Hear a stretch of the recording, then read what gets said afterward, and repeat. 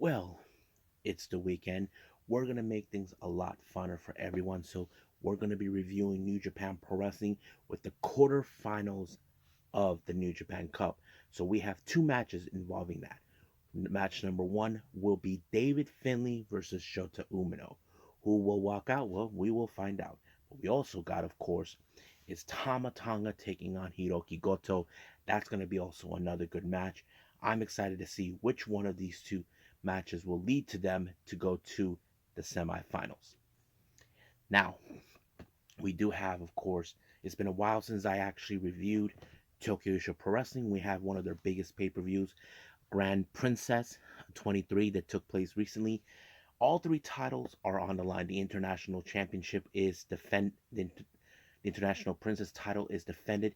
Miyu Watanabe defends it against her tag partner and friend Rika Tatsumi, who has much better experience than her. And of course, we got the Princess Tag Team titles. The Wasteland War Party, Heidi Howards and Max the Impaler defend the titles against the team that is favored to win, Maki Ito and Miyu Yamashita. And finally, we got the Princess of Princess title defended as well. We have Mizuki, who's finally going to have an opportunity to be in a match. Many fans have asked for this, and looks like it's going to happen. She's going to face against her own tag partner and friend and fellow Magical Sugar Rabbit tag team partner, Yuka Sakasaki. So this is going to be one intense match. And there's other special matches that took place. And I think we're also going to see some new girls are actually making some appearances. I have to say I'm very impressed with this event. And then finally, our final review will be none other than NWA USA. Well, Bobby Fulton is going to confront those weasels, the Fixers, once and for all, acting like they think they're the true United States Tag Team Champions. We'll see about that. And of course, for our news updates, we only have two to be discussed. One, as you know, there's been some talks about the Stardom English department or something. I don't know. But we'll get to that. And of course, a prominence member will be out of action for a while. Apparently, it's been announced what happened. She will miss out on an important Joshi promotion event, but we'll get to that as well. So, let's get ready for another episode of Deleted Wrestle Zone.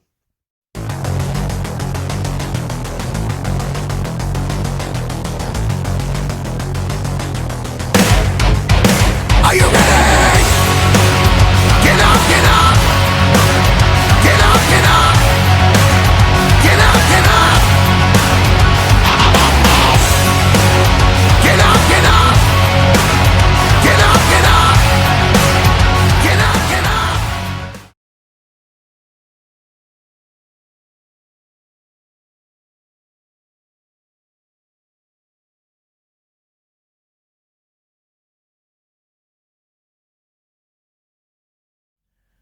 Welcome everybody to Deleted Wrestle Zone, all things that is pro wrestling with AEW, NXT, New Japan Pro Wrestling, Impact Wrestling, the National Wrestling Alliance, various promotions, wrestlers, matches, and championships.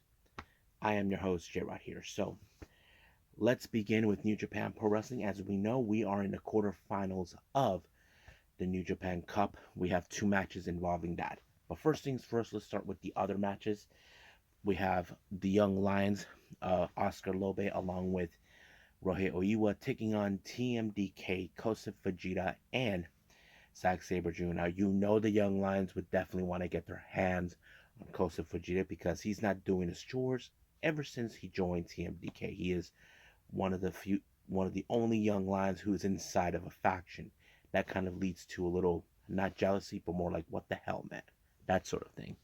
But as you know, Kosei Fujita has been learning on a very extreme learning curve with Zack Sabre Jr. and he feels like a proud papa, if you guys know what I'm talking about, because Fujita applied a O'Connor roll with the bridge, putting away Oiwa, and of course, that's very impressive. I'm sure that Zack Sabre taught him very well, so you can tell he's like a proud father.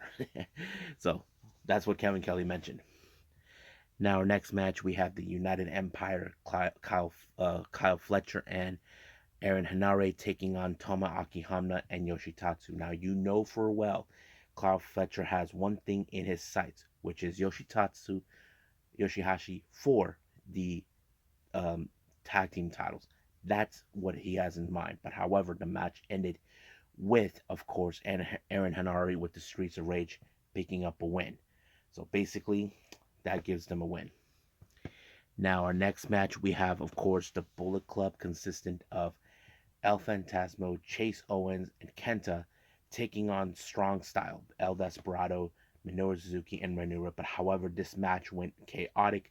As you know, Minoru Suzuki actually pinned Kenta, becoming a candidate to now challenge for the strong openweight title. Something that Kenta does not want. He does not want nothing to do with it. He doesn't want to challenge it. He acts like he thinks, I don't need to challenge it because you guys are a bunch of losers. But of course, Minoru Suzuki will not take no for an answer. But this match ended in a disqualification, all thanks to Kenta because he used a chair. Because not only because he used a chair, he knocked out the referee. But this feud between Suzuki and Kenta is going way farther than we imagined. Not only when the match ended, they took the fight outside of the ring. Even the young lions tried to separate them. Come on, guys, just let them fight. No, there is no stopping Murder Grandpa for 1 minute, and of course the guy who can put you to sleep. So, and of course, Narita and Despy are like, okay, let's just help him out. Now, our next match, we got, of course, the House of Torture, consistent with Dick Togo, Yujiro Takahashi, and Evil. Well, Show, that little weasel, is still outside doing whatever. They take on the United Empire, consisting of Great Khan, Jeff Cobb, and of course, Mark Davis. Now, keep in mind, I'm sure the House of Torture will not take this kindly after the United Empire cost Evil the opportunity to advance in the New Japan Cup. And you know for a fact they will definitely want revenge for what they did. But unfortunately, that did not work. Not even Show's moral support did not even work. But however, it was of course Dick Togo who ended up on the wrong side of a big submission by Great Khan, and once again, Khan being all freaky and crap right in front of Togo. You know for a fact Togo will not like it, but I do know for a fact that House of Torture will not forget this moment between them. I wouldn't be surprised if they cost Mark Davis's match against what's his name, against Sonata. That is something that can be expected, but we'll just gotta wait and see if that's the real story where they're gonna go for.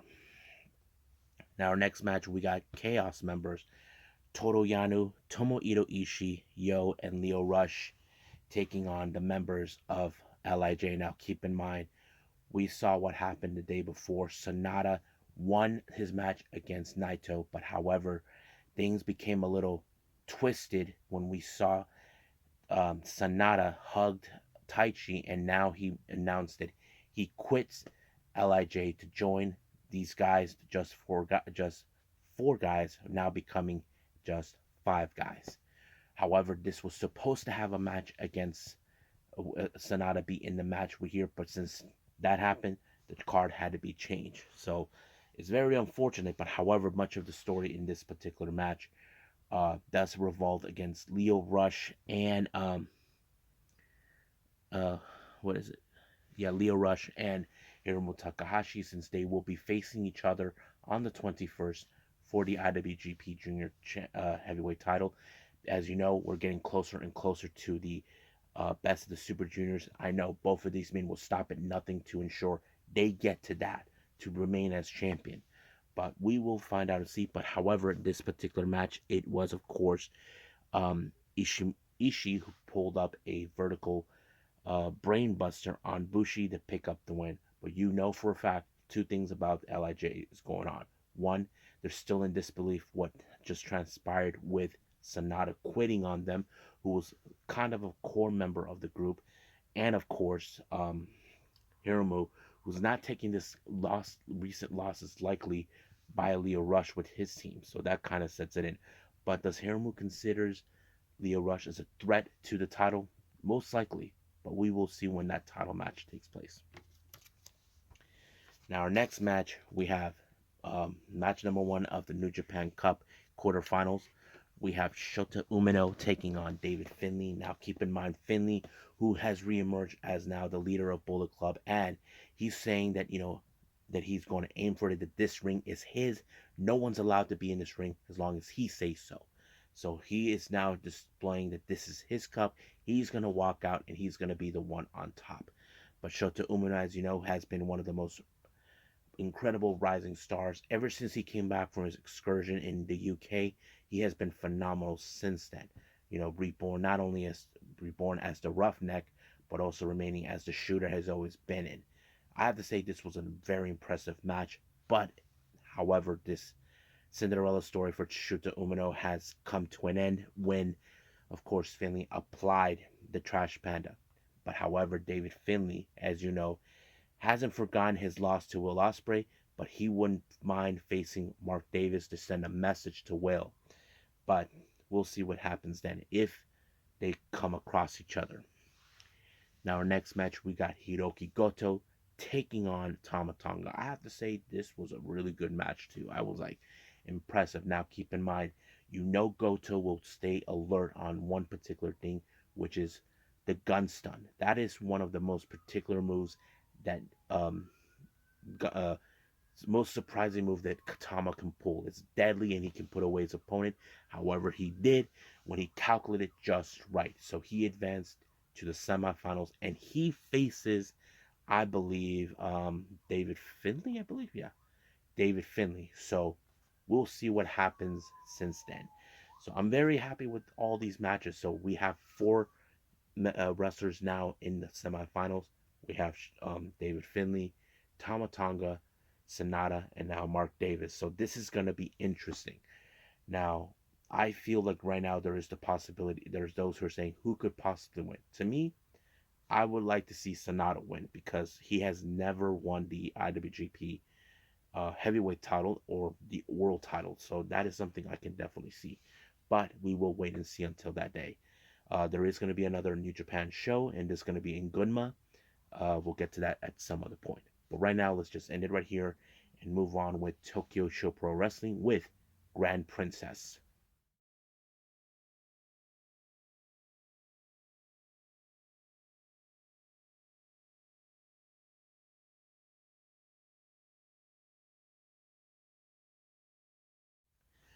Well, it's been a while since I actually reviewed Tokyo Yoshi Pro Wrestling. But however, that does not stop me at all.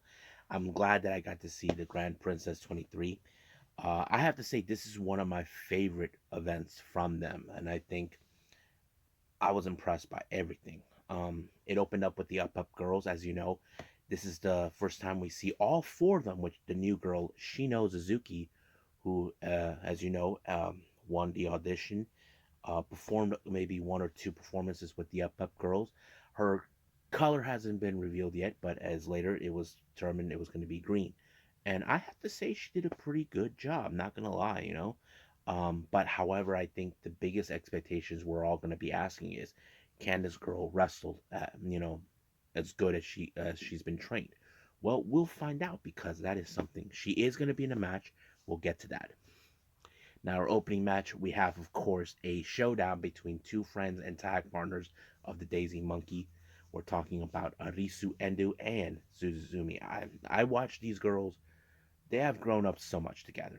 They've been good tag partners. I love what they can do together, but I think many of us question who has the upper hand. I have to say they're possibly equally sized, but watching this match, it showed me that Suzumi has grown up so much. And of course, she got Arisu Endo with the Be Surprised cutter move, giving her the W. And I'm sure Arisu Endo feels disappointed that she lost. But however, she'll get another opportunity to face Zumi to get a win over her. So that is something that we know that could happen. So we'll see what happens then. Our next match, I have to say, this one is a very impressive match. This one features some of the new girls involved. Team number one, we got Runa Okubo, Haru Kazushiro Toga, and of course, someone who's been part of the roster for almost a year or so, Kaya Toribami. Their opponents is none other is Shino Suzuki, from the Up Girls, Ima Wari, originally from At Risk Girls, but now she is a full-time member of the Tokyo Pro Wrestling roster.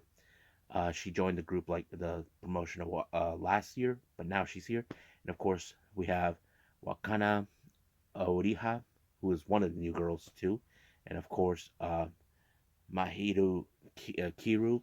I have to say this was a pretty fun match because we get to see what these new girls can do. I say they did a pretty good job. Not gonna lie about it. Are they the best? No, but they will grow up to get there. That is something we can see. But you know for a fact that somehow we have Kaya Toribami and Mahito Kiru on opposite sides. They both have more experience than these girls, and that plays out pretty well.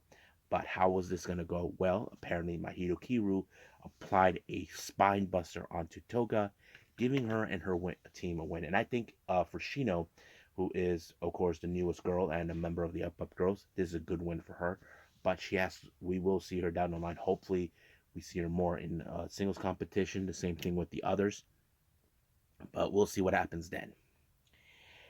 Now, this next match is a very fun match. We have Pamarajuku, Raku, and Yuki Aino. Now, as you all know, Raku is good friends with both of these girls. They established a great friendship. However, Raku's past has come back, but not to bite her, but more like, what the hell? We're talking about Ram Kaicho returning. If you guys remember last time in the last Grand Princess, those two got married. Now, it's not a real relationship, just to clarify for all of you. But her team is none other than Free Wi-Fi, consisting of now Kakuta and Hikari Noah. When of course Raku and Ram Kaicho confronted each other, she's like telling her, "Did you forget we married? Aren't you angry? I think you're cute when you're angry." I just thought it was such a hilarious moment between them. But you know Raku's dilemma. She likes to sleep. However, her strong lullaby put her to sleep. And of course, it helped a lot. But, however, in this case, I thought it was a very good, fun match. But at the end, it was, of course, Ram Kaicho and Free Wi Fi that pick up the win, all thanks to Hikari Noah with the Blizzard suplex on Pamarejuku to pick up the win. There was a photo they showed on Twitter where Ram Kaicho got on her knees and apologized to Raku. Some people say, are we going to see Dark Raku? I don't know. I wonder what Dark Raku looks like. But we'll just wait and see. This one is a special singles match. We have Moka Miyamoto taking on Anaki Ryu Mizunami. I can't remember the last time I saw her, but I have to say it was a very good match. Very strong match for um, Miyamoto. As you know, she is nothing, it doesn't have like the necessary experience, but she has shown promising in the promotion. She has grown so much as well, but unfortunately, she ended up on the wrong side of the guillotine leg drop by Mizunami, giving her the win. The next match, we have a very fun match. We have Hyper Misao and Shoko Nakajima. Their opponents is none other than Aruna Neko and Andressa the Giant Panda. Yes, folks, a panda. But it's a real fun match. Now, we have seen giant pandas in Japan wrestle. Now, you probably guess it's not an actual panda. No, it's just a person inside of a suit, all big and all this stuff. But it's fun. I have to say, I love it. Even Savvy Guevara, who's into pandas, where she says he can wrestle one. But it was really, really fun. I think it was really enjoyable. But however, uh, Runeko was attacked before Andressa reached the ring. But Nakajima and Misao are afraid of the giant panda, but they had to find a way to isolate the panda away from Neko because apparently it did not work. It was like a bridge suplex by Shoko Nakajima that picked up the win against Neko, and I thought, okay, it plays out pretty fun. But I did enjoy the match with the panda. I hope I get to see more of the panda.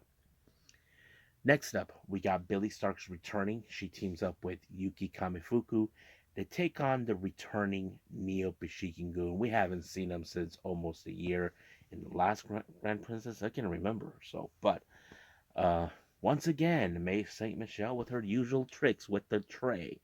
Um, the little routine between those two. I thought it was very impressive. But however, they were smart enough to make sure that Billy Starks stays in her corner or try to play dirty tricks on her to make sure she gets in trouble.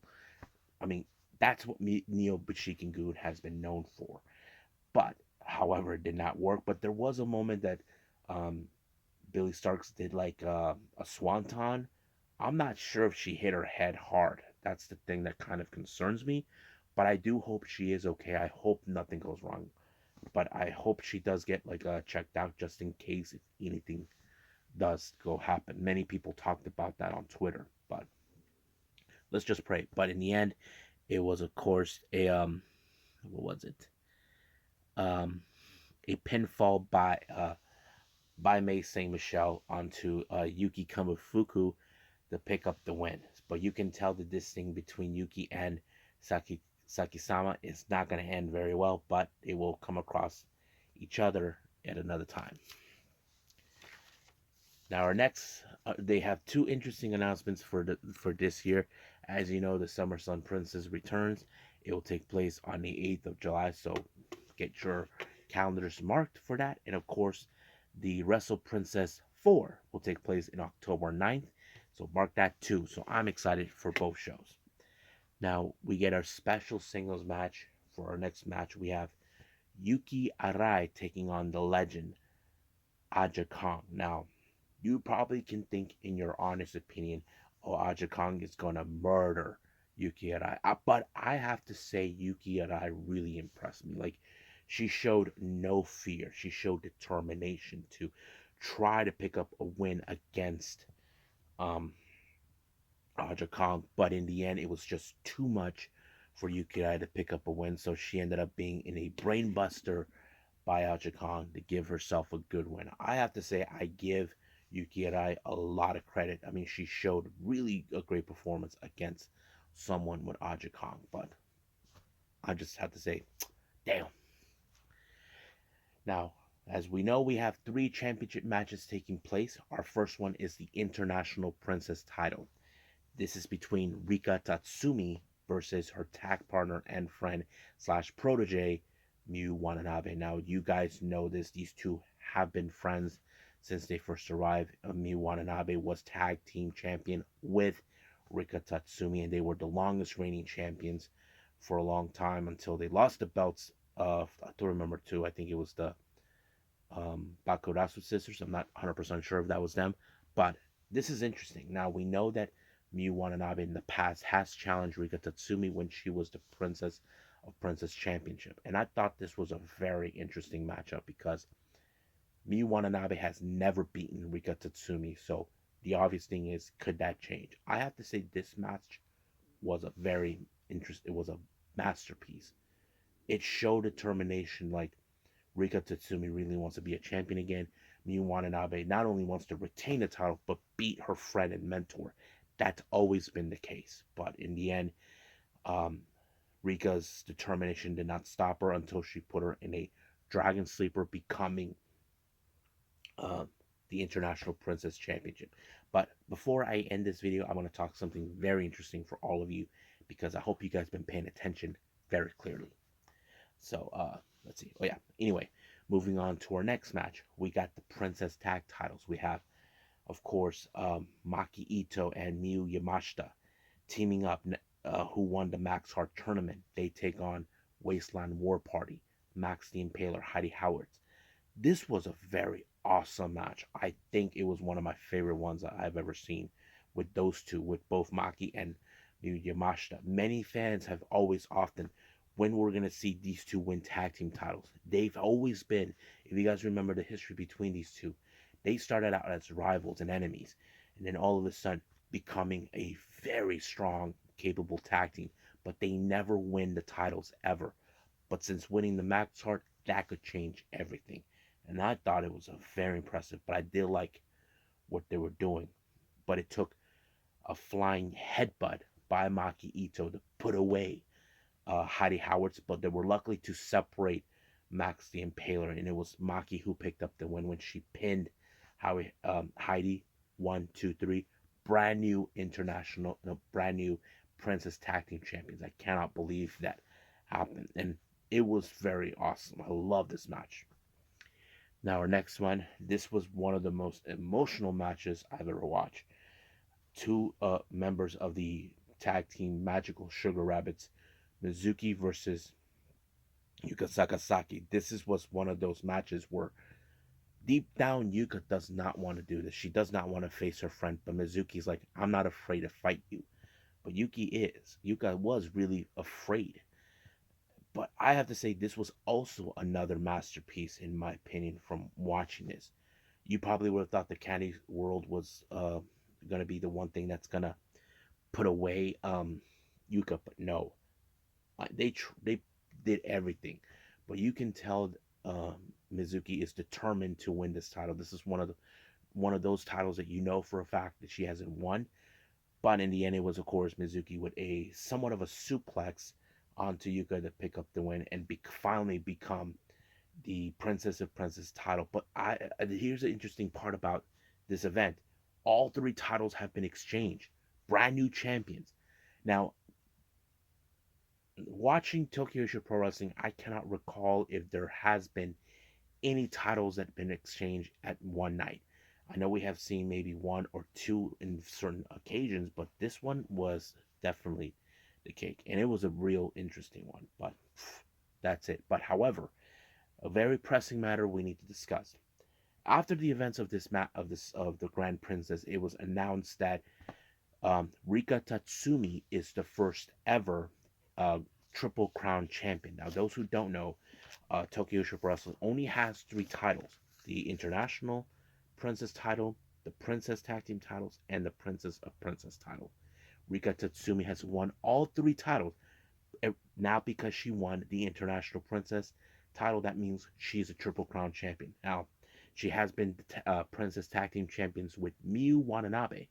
That's one title she's already obtained. And then, of course, she has won the Princess of Princess title from Yuka Sakazaki about maybe 2 years ago. I'm not 100% sure if I can remember that, but someone correct me if I got it right. And now the International Princess title. So that is to me very interesting. But however, I also did some digging. I did found out there's 5 wrestlers who are only one belt away to become Triple Crown champions. Now Rika's the first. Who will be the next one? Now here are the ones that I do know, but I will review which titles they have won so far.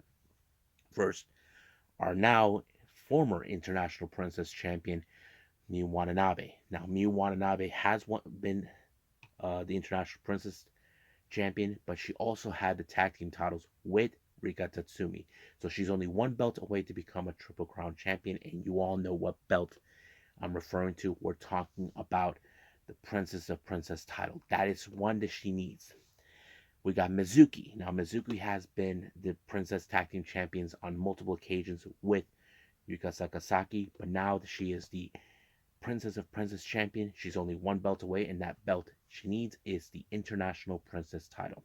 And it's the same thing with Yuka Sakazaki. She is much like Mizuki, multiple time tag team champion, but also was the former now Princess of Princess champion. So she only is one belt away to become Triple Crown champion, and that is the International Princess title. Next up, we got Maki Ito.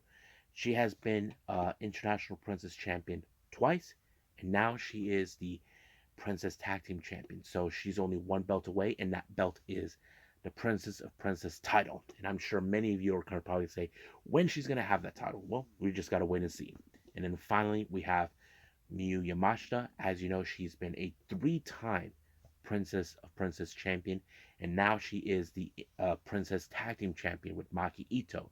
So she's only one belt away to become a Triple Crown champion, and that belt is the International title. So basically, we have about 3 who haven't won the International Princess title, and we have 2 who most likely haven't won the Princess of Princess title. So just throwing it out there for all of you to keep in mind, because I know if you guys are not paying attention, then you're definitely going to miss out. But pay attention to everything goes out with every detail revolving the Triple Crown champions, all right? Rika Tatsumi is the first, but we'll see who'll be the next. So we'll end it right here and move on with our last review, NWA USA.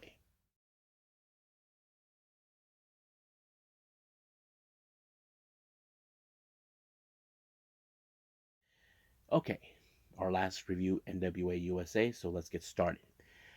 Um, at the podium with Kyle Davis, he interviews the Fixers, who are think it's funny about now they have to deal with a dinosaur, and they're talking about Bobby Fulton. Now, Bobby Fulton has been pissed off with the Fixers for what they have been doing.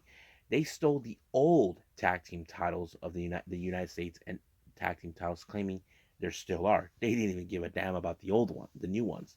They just claimed if they got the old ones, they're still the tag champions. But no, record shows they're not. But they act like they do. But Bobby Fulton put himself in a non-sanctioned match against anybody from the Fixers, and that person was Wrecking Ball Legursky. But however, his good friend and fellow tag champion, we're talking about Ricky Morton, decided, look, let me step up to deal with it. And we know that Ricky Morton had his issues towards the Fixers in the past, but however, he was viciously attacked by uh, Joe Alonso. As you know, Joe Alonso is currently targeting Kerry Morton. What better way to send a message to him but through his dad? Saying that I'm coming for your title, and it's gonna be mine, that sort of thing. So basically, you can say this match ended in a no contest. Now we do have a very interesting interview. Aaron Stevens. Apparently, as you know, May Valentine's not happy to see him, but he does have one particular issue, and that issue is none other than Rolando. And he said that he's willing to deal with him in any way possible. So we'll get to that. Now, our next interview with May Valentine, she interviews the Sinister Minister. Basically, as you know, Max the Impaler will be facing Taya Valkyrie in the tournament for the NWA Women's World Television Championship. So he's confident enough to believe that Max the Impaler will get the job done against Taya Valkyrie, but we'll see what happens till then. But however, he's not happy the fact that Sal the Pal walked out during the match, because Sal the Pal does not want to lose this match or whatever the scenario is. So basically, he's a bit disappointed, but I'm sure he will deal with Sal the Pal soon enough. Now, our next match, we have Blake Troop taking on Jeremy Plunkett. Now, you know this is one of those matches where Blake Troop is sending himself into a big old warm up, because he and Jack Sting won a challenge for the NWA United States Tag Team titles. Um, he actually put Jeremiah Plunkett in his own version of a, how do I say, of a figure four leg lock. Was very impressive, but I'm sure he probably will put that on one of the country gentlemen. But we'll see what happens then.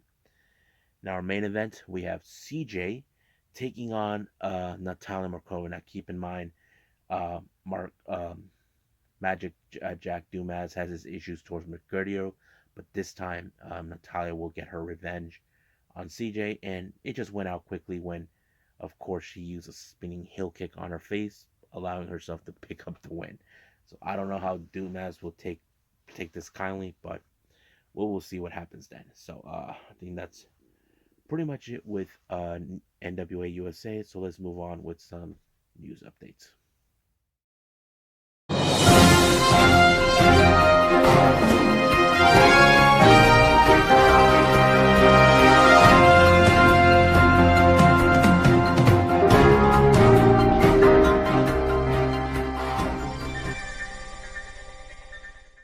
Okay, so we only have two updates so far.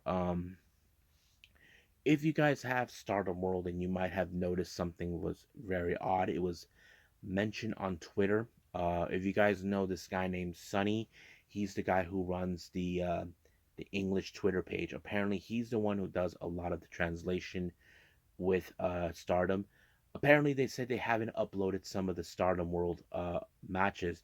You see, when after the Stardom events takes place, it takes a couple of days until they add the translation parts uh, to Stardom. So that kind of tells it all. But however, it turns out that he hasn't done that for quite some time. There's some concerns by many fans saying what happened to Sonny.